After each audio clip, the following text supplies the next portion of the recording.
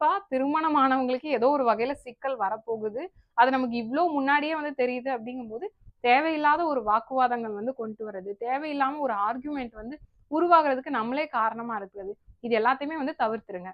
இதுல என்னன்னா, இவங்கள இந்த காலகட்டத்துல கன்வின்ஸ் பண்றதே ஒரு பெரிய விஷயமா இருக்கும். நீங்க வந்து எந்த ஒரு ஆஸ்ட்ராலஜர போய் பார்த்தாலும் சரி, எந்த ஒரு கவுன்சிலர்ஸ போய் பார்த்தாலும் சரி, இவங்க வந்து என்னதான் நமக்கு அட்வைஸ் குடுத்தாலும், அத ஏத்துக்க முடியாது மனசுனால. இல்ல எனக்கு வந்து இது அவ்வளோதாங்க. என் லைஃப் இவ்வளோதான். எனக்கு தெரிஞ்சு போச்சு. என் வாழ்க்கைலாம் இவ்வளோதான். நான்லாம் கஷ்டப்படுறதுக்காக தான் இருக்கேன். இந்த மாதிரி வந்து ஒரு மாதிரி ரொம்ப ஒரு மாரி விரக்தியான ஒரு ஸ்டேட்மெண்ட்ஸா இவங்க வாயிலருந்து வரும்.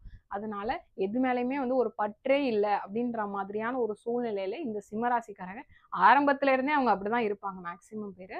ஸோ நீங்க வந்து ஒரே ஒரு விஷயம் தான். நீங்க வந்து உங்க கண்ணு முன்னாடி ஏதோ ஒரு இது நடக்குது அப்படின்னா, அது அப்படியே வந்து இது இப்படிதான் இருக்கும் அப்படின்னு சொல்லி நீங்களா மனசுக்குள்ள ஒரு திங்க் பண்ணி ஒரு முடிவு வந்து எடுக்காதீங்க.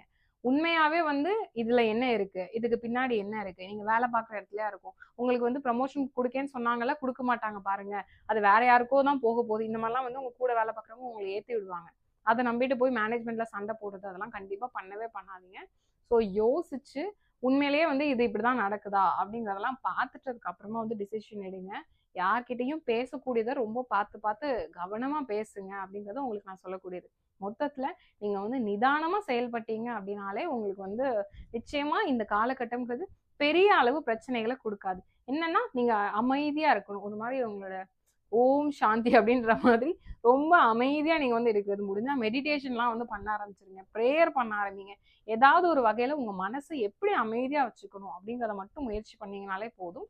லைஃப்ல மத்த எந்த பிரச்சனைகளும் உங்களுக்கு வந்து பெருசா வராது.